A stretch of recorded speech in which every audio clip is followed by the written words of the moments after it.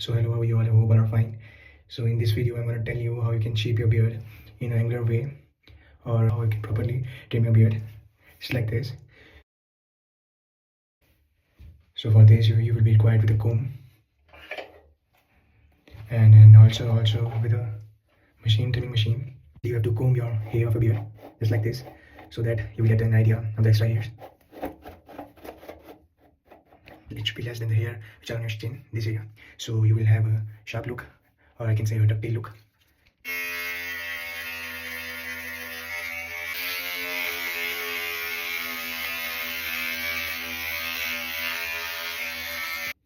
And after this, with zero number, you have to remove extra hairs which are left, or untidy hairs. But you should have to be very careful with this step.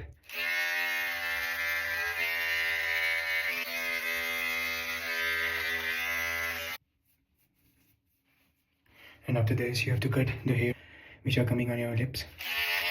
For this, and for the neck area, you have to cut your hairs above 2 fingers for the animal, and not more than this.